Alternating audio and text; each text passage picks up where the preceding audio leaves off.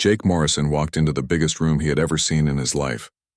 The Galactic Council chamber stretched out before him like a massive stadium, but instead of sports fans, there were aliens everywhere. Hundreds of different creatures filled the seats that went up and up until they disappeared into shadows above. Some aliens looked like giant insects with too many arms and clicking sounds coming from their mouths. Others were tall and thin, like walking trees made of crystal that sparkled when light hit them.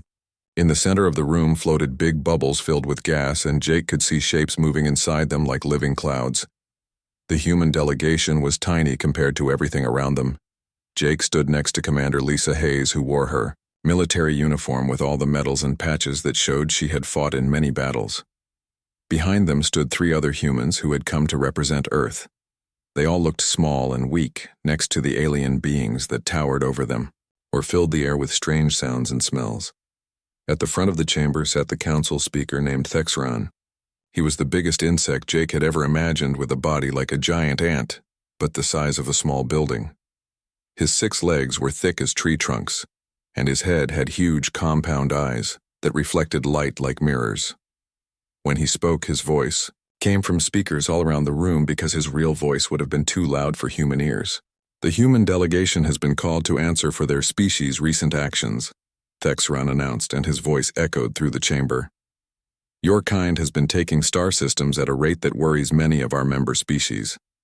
Several civilizations have complained about human aggression and expansion into space that was not yours to take. Jake felt the weight of hundreds of alien eyes looking at him and his team. He had been chosen as Earth's ambassador because he was good at staying calm under pressure, but this was more pressure than he had ever felt before. The aliens around him had been traveling between stars for thousands of years, while humans had only left their home planet less than 50 years ago. Most of these beings had technology that seemed like magic to human scientists, and some of them had been alive longer than human civilization had existed. A creature that looked like a giant lizard with red scales and scars all over its body stood up from its seat. This was a Corvin, and Jake had read about their species in the briefing files. They were warriors who had conquered dozens of worlds, and their military was feared across the galaxy. The Corvin delegate pointed one clawed finger at the human group and made a sound like steam escaping from a broken pipe. These primitive mammals think they can challenge civilizations that have ruled the stars since before their species learned to make fire, the Corvin said with hatred in his voice. They have barely left their tiny world, and already they show the arrogance that all young species display before they learn their place in the universe. More aliens began to make sounds of agreement. Some clicked their mandibles while others flashed lights from their crystal bodies. The gas creatures in their bubbles changed colors from blue to angry red. Jake could feel that most of the beings in this room saw humans as nothing more than annoying children who needed to be taught a lesson. From another section of the chamber came a new voice that was deep and powerful, like thunder. A massive 4-armed alien stood up, and Jake recognized him as a Zephyrian war chief. The Zephyrians were known throughout the galaxy as the best fighters, and their armies had never lost a major war. This one wore armor that looked like it was made from the metal of spaceships and had weapons hanging from his belt that could probably destroy a small city. Perhaps it is time for a demonstration, the Zephyrian war chief said, and his 4 arms crossed over his chest. Let these humans prove that they deserve to be here. Let them face our champions in tests of mind and body and technology. When they fail, as we know they will, we can discuss what limits should be placed on their expansion into civilized space. The chamber erupted with sounds that Jake assumed was laughter, though it sounded more like machinery breaking down. The aliens were enjoying the idea of watching humans fail in front of everyone. They had not bothered to study human history or learn about the wars that had shaped Jake's species. All they saw was a young race with simple technology, and they assumed this meant humans were weak and stupid. Jake looked at Lisa and saw that she was ready for whatever came next. She had fought in 3 different wars before becoming a commander in the Earth Defense Force, and she was not afraid of alien creatures no matter how big or scary they looked. Jake took a deep breath and stepped forward toward the council speaker. The human delegation accepts any challenge that the council believes is fair, Jake said in a clear voice that carried across the huge chamber. We ask only that the terms be equal for both sides, and that neutral parties oversee the test to make sure everything is honest. This caused even more laughter from the aliens. They thought it was funny that humans would ask for fairness when they were obviously going to lose anyway. None of them had studied human military tactics or learned about the thousands of years of warfare that had taught humans how to fight and survive against impossible odds. They saw only what they wanted to see, which was a weak species that could be easily controlled. Dexeron raised one of his massive clawed hands, and the chamber became quiet again. The council will arrange appropriate tests, he announced. 3 challenges will determine if humans deserve the respect they seem to think they have earned. Failure will result in restrictions on human expansion and regular oversight of your species' activities. Jake nodded and kept his face calm, even though he knew the aliens were planning to make the tests as hard as possible. They wanted humans to fail, and they would design challenges that seemed impossible to win. But Jake had faith in his species and the people who had come with him to this meeting. Humans had always been good at surviving when others expected them to die, and they had always found ways to win when everyone said they would lose. The meeting was over, and the human delegation was escorted to quarters where they could prepare for whatever the aliens had planned. Jake knew the next few days would determine whether humanity would be treated as equals in the galaxy or dismissed as primitive creatures who needed to be controlled by their betters. 3 days passed, and Jake Morrison found himself standing in a different part of the massive space station that housed the Galactic Council. The aliens had been busy planning their tests, and now it was time for humans to prove themselves or fail trying. The first challenge would test the human mind against the smartest species in the galaxy. The second would see if human technology could compete with alien engineering. The third and final test would be combat between champions. Dr. Alex Carter sat across from something that looked like a giant crystal formation, but Jake knew it was actually a living being. The Vexti were creatures made of living crystal that could think faster than any computer humans had ever built.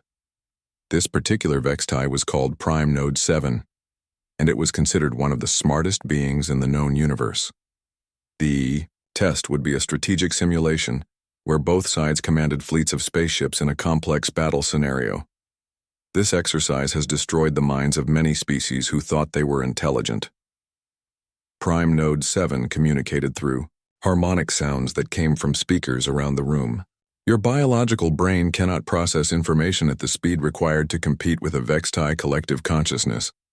Alex smiled and cracked his knuckles like he was getting ready to play a video game instead of facing one of the most advanced minds in the galaxy. He had spent his whole life studying military strategy and had read every book ever written about warfare. More importantly, he understood something about humans that the aliens did not. Human minds worked differently than alien computers, and sometimes that difference was an advantage. The simulation began, and both sides started with identical fleets in a complex battlefield that had asteroids and planets and space stations scattered throughout. The rules changed every few minutes, with new obstacles appearing and different objectives becoming important. Prime Node 7 immediately began calculating optimal moves and deploying ships with mathematical precision. Alex did something completely different. Instead of trying to match the aliens' computational speed, he began using human intuition and creativity.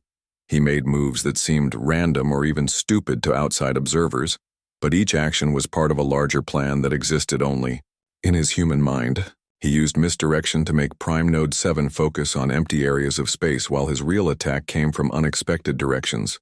The Vexti collective consciousness became confused as Alex employed psychological warfare tactics that made no logical sense to a purely rational mind. Alex pretended to retreat when he was actually advancing, and he sacrificed small groups of ships to achieve larger strategic goals. He used patterns that seemed chaotic, but were actually based on human military history dating back thousands of years. After 2 hours of intense simulation, Alex achieved total victory by using unpredictable human thinking against an opponent that could only process logical responses. The chamber filled with alien observers fell silent as they watched the results displayed on massive screens. Prime Node 7 admitted defeat and acknowledged that human tactical creativity was unlike anything the Vexti had encountered before. The room Second challenge moved to an engineering laboratory where human engineer Kate Phillips faced off against the finest Corvan artificers. Both sides received identical raw materials and had 4 hours to build a functional weapon system.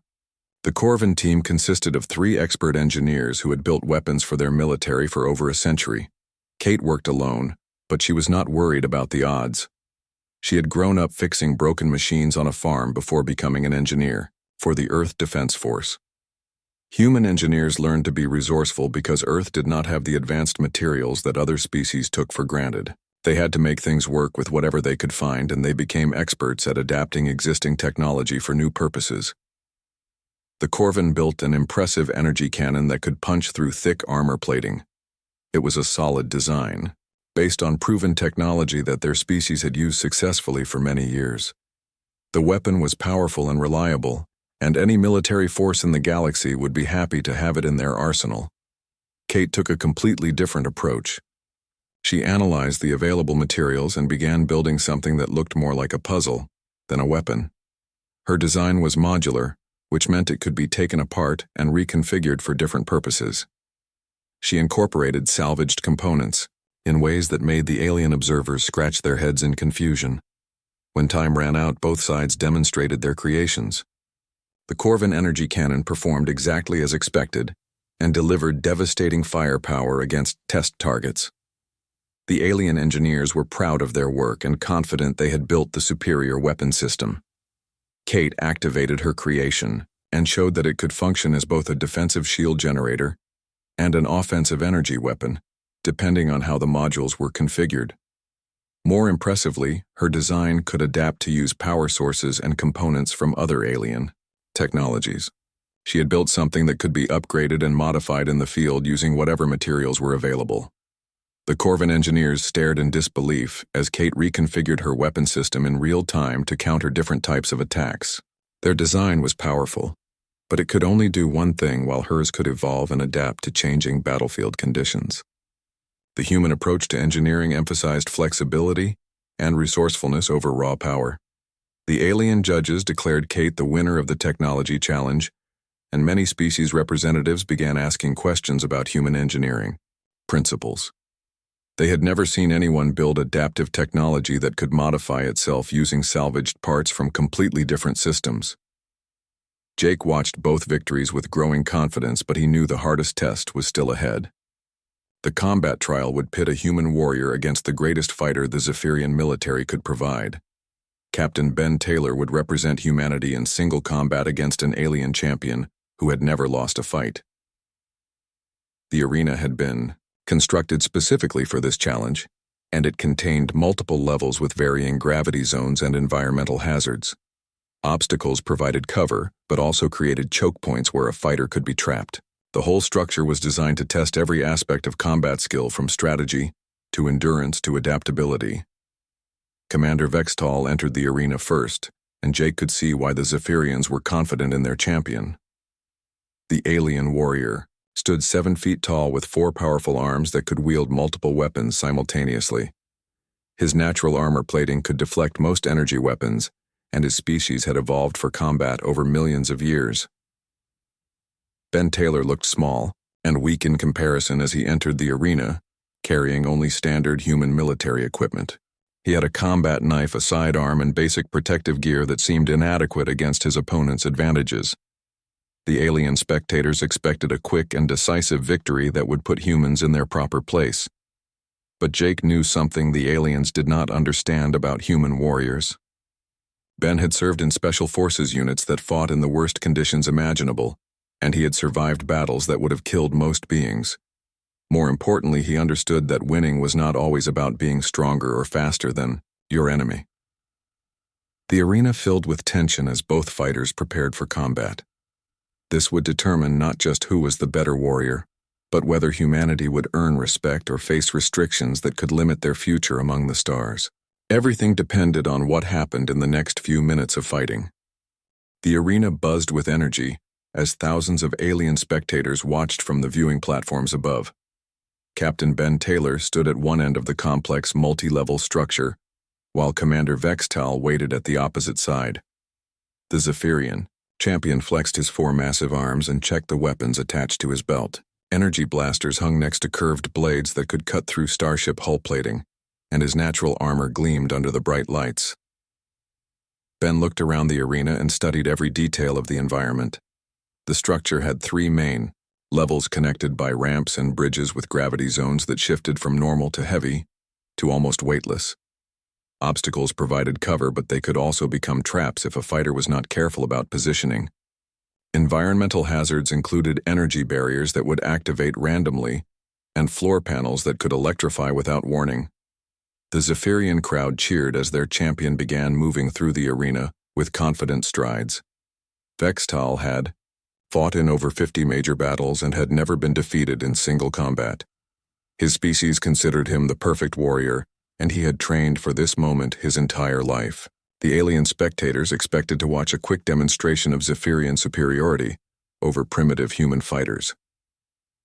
A horn sounded to begin the combat trial, and Vextal immediately charged toward Ben's position with two energy weapons firing simultaneously.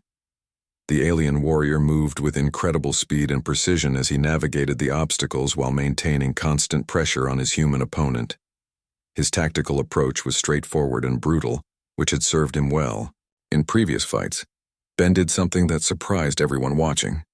Instead of standing his ground or charging forward to meet his opponent, he immediately began moving through the arena's obstacle course in what seemed like a retreat. The alien crowd made sounds that Jake Morrison recognized as laughter because they thought the human was running away from a real fight, but Ben was not retreating in fear. He was implementing a strategy that his human military training had taught him to use against superior opponents. When facing an enemy with advantages, in strength and firepower, the smart approach was to use the environment and guerrilla tactics to level the playing field. Ben had studied the arena layout during the preparation period and had developed a plan that played to human strengths rather than trying to match alien advantages. Vextal pursued his apparently fleeing opponent while firing energy blasts that scorched the arena walls where Ben had been moments before. The Zephyrian champion was confident that he would corner the human soon and end the fight with overwhelming force. His species had always won through direct confrontation and superior weapons technology. Ben led his pursuer through a complex route that seemed random, but was actually carefully planned. He used his smaller size to slip through gaps that Vextal could not fit through easily, and he triggered environmental hazards that forced the alien to take longer paths around obstacles. Every move was designed to waste the Zephyrian's energy, while conserving his own strength for the real fight that was coming. The chase continued through all three levels of the arena, as Ben employed hit-and-run tactics that frustrated his opponent. He would appear from behind cover long enough to fire his sidearm, then disappear before Vextal could bring his superior firepower to bear. The alien warrior began making mistakes as his patience wore thin and his movements became less precise. Jake watched from the viewing platform as Ben demonstrated why human special forces were feared even by their own allies. The captain was using psychological warfare to get inside his opponent's head and make him angry enough to abandon careful tactical thinking. Angry fighters made poor decisions, and poor decisions led to defeat even when the angry fighter was stronger and better armed. Vextal finally cornered Ben in what appeared to be a dead-end section of the arena, where escape routes were blocked by energy barriers. The Zephyrian champion raised all four arms and prepared to unleash devastating firepower that would end the combat trial in his favor. The alien spectators cheered because they thought they were about to witness the expected human defeat. But Ben had led his opponent to this exact location for a specific reason that became clear in the next few seconds. During his preparation time, he had noticed that this particular section of the arena contained gravity generator controls that could be accessed through maintenance panels. While Vextal had been chasing him through the obstacle course, Ben had been setting up his real strategy. The human warrior dove behind the last piece of cover available, while simultaneously triggering the gravity generator overload sequence he had prepared. The arena section where Vextal stood suddenly experienced massive gravity fluctuations that sent the heavy alien tumbling through the air like a leaf in a windstorm. His weapons fired randomly as he lost control of his movements and crashed into walls and obstacles. Ben emerged from cover as the gravity returned to normal and found his opponent disoriented and vulnerable. Vextel tried to bring his weapons to bear, but the human was already moving with combat knife drawn. Years of training in close quarters fighting allowed Ben to disarm the alien champion and pin him to the arena floor in a submission hold that demonstrated clear victory. The alien spectators fell completely silent as they processed what they had just witnessed. Their supposedly superior champion had been defeated by a human who had used intelligence and tactical planning, instead of relying on brute force. Ben had turned the arena itself into a weapon and had manipulated his opponent into the perfect position for defeat. Vextel yielded the match and acknowledged Ben as the victor with respect in his voice. The Zephyrian warrior had learned something important about human fighting methods that his species had not understood before. Humans did not win through superior strength or better weapons, but through superior thinking and adaptability under pressure.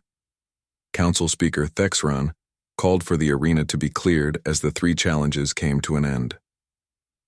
Human representatives had achieved victory in every test through methods that the alien civilizations had not anticipated or prepared for. The intellectual challenge had been won through creative thinking that confused logical minds. The technology challenge had been won through adaptive engineering that emphasized flexibility over raw power. The combat trial had been won through tactical superiority that turned disadvantages into advantages. Jake Morrison stood with his delegation as they were escorted back to their quarters, while alien representatives began urgent discussions about what these results meant. The tests had been designed to demonstrate human inferiority and justify restrictions on their expansion into galactic civilization. Instead, they had proven that humans possessed capabilities that established alien species had underestimated or completely ignored. Dr. Alex Carter smiled as he thought about how the Vextai collective consciousness would need to revise their understanding of biological intelligence. Kate Phillips was already planning improvements to her modular weapon design based on what she had learned about alien technology during the engineering challenge.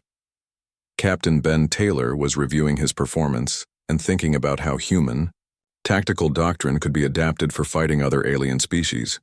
The human delegation had succeeded beyond their best expectations, but Jake knew the real test was just beginning. Winning the challenges was only the first step in proving that humanity deserved respect among the galactic civilizations. Now they would need to convince the Council that humans could be trusted with the responsibilities that came with membership in interstellar society. Lisa Hayes looked out at the stars visible through the quarter's viewing port and wondered how many other species were watching these events unfold. Word would spread quickly through the galaxy that humans had defeated Galactic Council champions in fair combat. Some civilizations would be impressed, while others might see humanity as a threat that needed to be eliminated before it grew stronger. The next few days would determine whether humanity's display of capability would lead to acceptance or conflict with established galactic powers. Council Speaker Thexron called for an emergency recess that lasted 3 full days. During this time, alien delegates frantically researched everything they could find about human history and military capabilities. The results of the 3 challenges had shocked them beyond anything they had expected, and now they needed to understand exactly what kind of species they were dealing with. The Vextai collective consciousness worked around the clock, processing massive amounts of human historical data. Their crystal minds analyzed thousands of years of human warfare and came to conclusions that disturbed even their logical thinking processes. Prime Node 7 compiled a report that would change how every species in the galaxy viewed humanity. When the Council reconvened, the chamber atmosphere was completely different from the confident mood that had existed before the challenges. Alien representatives whispered among themselves in worried tones, while others sat in stunned silence. The viewing platforms that had been filled with spectators eager to watch human failure were now occupied by military analysts and strategic planners trying to understand what they had witnessed. Prime Node 7 stood before the assembled delegates and began presenting the Vextai analysis of human civilization.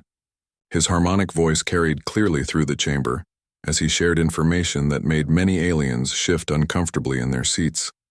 The crystal being projected holographic displays that showed human historical battles and military innovations spanning millennia.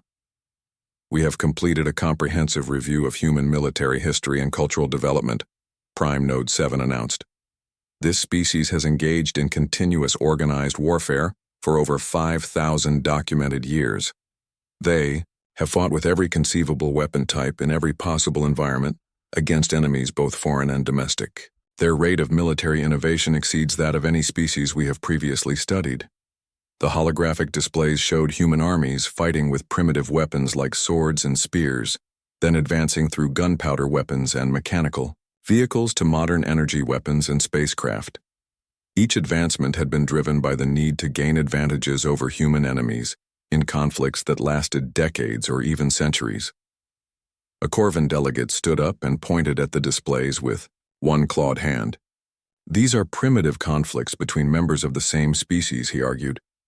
Internal warfare does not indicate capability against advanced alien civilizations with superior technology. Prime Node 7 responded by changing the holographic display to show human tactical innovations that had been developed during their internal conflicts. The images showed concepts like guerrilla warfare, where small groups used mobility and surprise to defeat larger forces. Psychological operations used information and deception to break enemy morale without direct fighting. Economic warfare targeted opponents' resources and supply lines rather than military units. Human military doctrine includes strategies and concepts that are unknown to most galactic civilizations, the Vextai continued. They have developed methods of warfare that do not rely on technological superiority or numerical advantage. Their tactical thinking emphasizes adaptability and creative problem-solving rather than predetermined responses to standard situations. The nebular delegates began changing colors in their containment spheres as they processed this information. Their gaseous forms shifted from calm blue to worried yellow as they realized the implications of what they were learning. The humans had not won the challenges through luck or accident, but through the application of sophisticated military thinking that their species had developed over thousands of years. Another section of the report focused on human psychological resilience and willingness to accept casualties in pursuit of strategic objectives.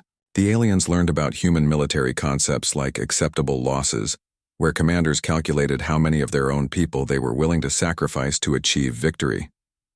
This level of strategic ruthlessness was almost unknown among civilized species who generally avoided conflicts that resulted in significant casualties. War. Chief Kralthos of the Zephyrians requested permission to address the council, and his forearms trembled slightly as he spoke. We have discovered that humans have fought wars lasting multiple decades, and in some cases over a century in duration. They maintain military discipline and strategic focus across time periods that exceed the lifespan of most species. This indicates a level of civilizational commitment to warfare that surpasses our own military traditions. The chamber erupted in concerned discussions as delegates absorbed the full implications of what they were learning. Species that had considered themselves the galaxy's premier military powers were discovering that humans had been preparing for interstellar conflict their entire evolutionary history. Every human war had been training for the challenges they would face among the stars.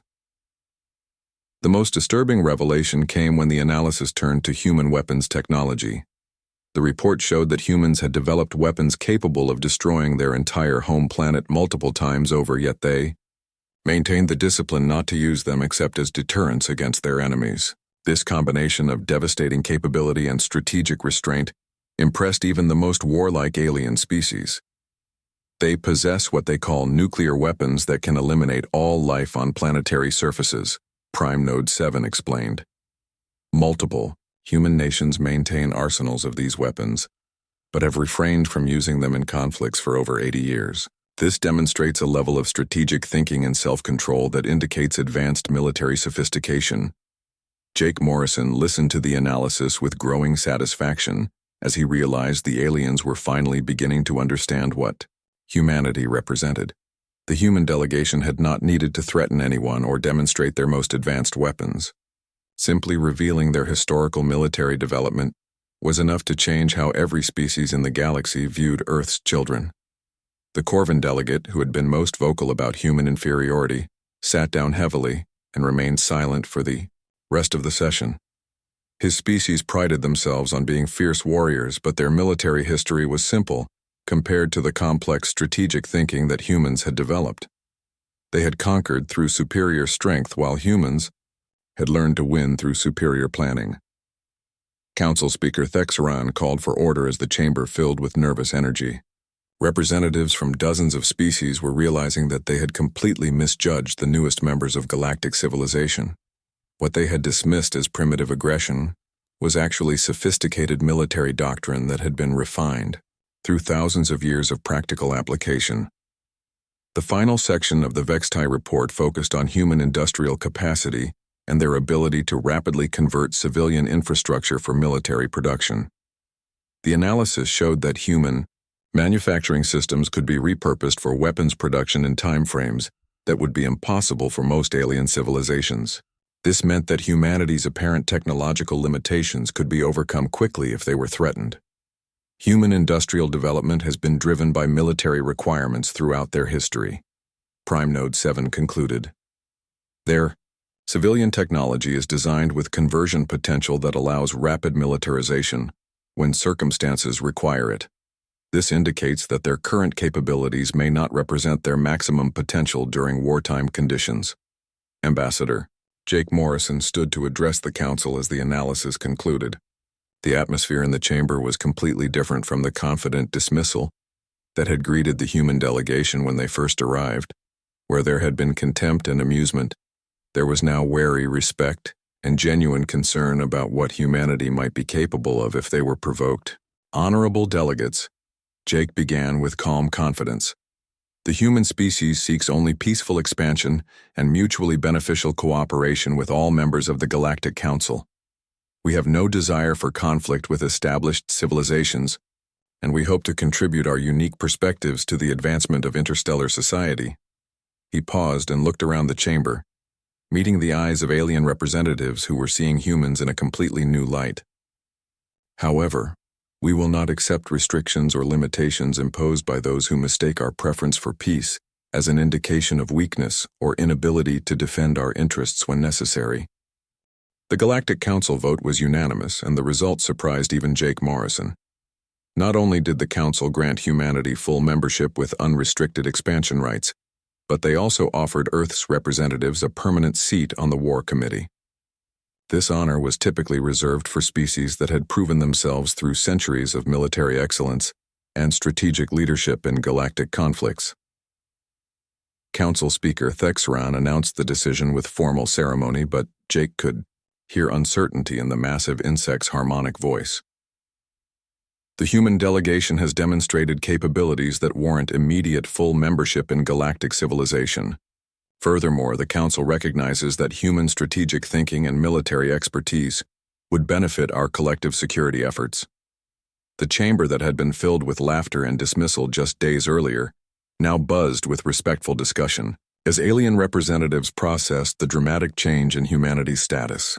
Species that had expected to impose limitations on human expansion were now eager to establish diplomatic and military partnerships with Earth's government.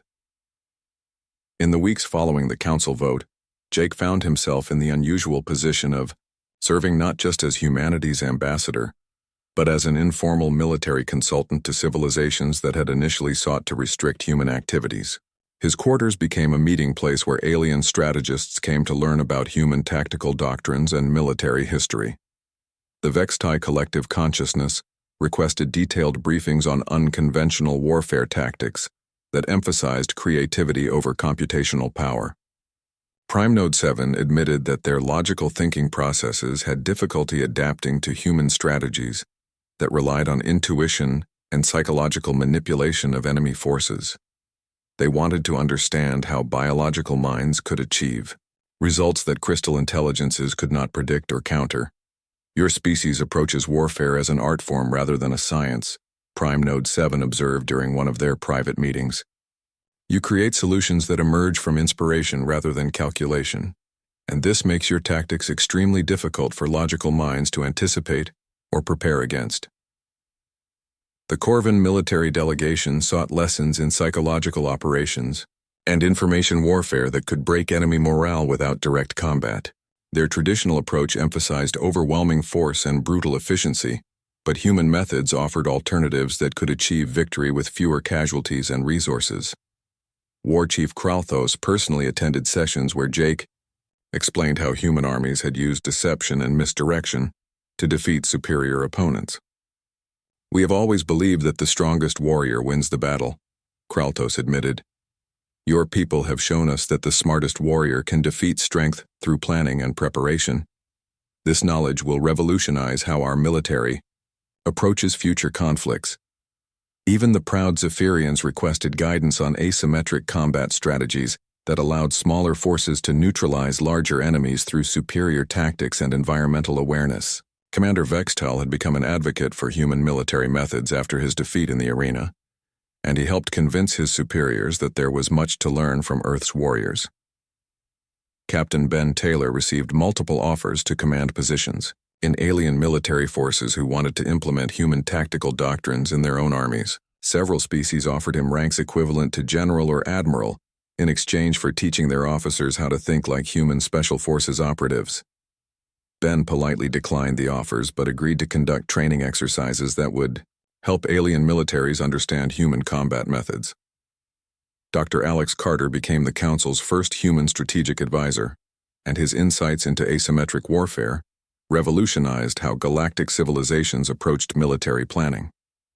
His ability to find creative solutions to impossible tactical problems made him one of the most sought-after consultants in known space. Military academies throughout the galaxy began incorporating human strategic principles into their curricula.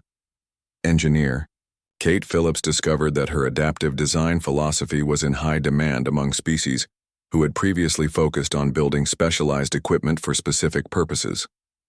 Her modular approach to technology development offered advantages that many civilizations had never considered. Requests for human engineering consultation came from dozens of worlds seeking to improve their manufacturing capabilities. The transformation in galactic attitudes toward humanity was remarkable and rapid. Within a single month, Earth had gone from being seen as an upstart primitive civilization to being recognized as one of the most militarily sophisticated species in known space. Human tactical innovations became required study at military academies, and human strategic advisors were assigned to major galactic defense projects. Jake often reflected on the irony of the situation during quiet moments in his quarters overlooking the Council Station's central hub. Humanity had earned respect and influence not through aggressive expansion or technological superiority, but by demonstrating that their capacity for warfare made their choice of peace all the more meaningful and valuable. The change in alien attitudes extended beyond military matters as species throughout the galaxy began studying human culture and history with genuine interest rather than dismissive curiosity. They discovered that the same creative thinking that made humans effective warriors also made them innovative artists, scientists, and philosophers who could contribute to galactic civilization in many ways. Trade agreements and cultural exchange programs multiplied as alien civilizations recognized that partnership with humanity offered benefits that went far beyond military cooperation. Human adaptability and problem-solving skills proved valuable in civilian applications, ranging from engineering projects to diplomatic negotiations between hostile species. During a private conversation with War Chief Kralthos several months after the challenges, Jake reflected on how quickly everything had changed. The Zephyrian warrior had become one of humanity's strongest advocates on the Council, and his support had been crucial in establishing Earth's new status among the galactic powers. "Your people made a fundamental error in judgment when you first evaluated humanity," Jake explained as they looked out at the stars from the station's observation deck. "You assumed that because we prefer peace we are not prepared for war. You saw our youth as a species and mistook it for weakness, rather than recognizing it as potential for growth and adaptation." Kralthos nodded his massive head, and his forearms gestured toward the star field beyond the station. "We measured your civilization against our own standards, and found you lacking because you did not match our technological achievements.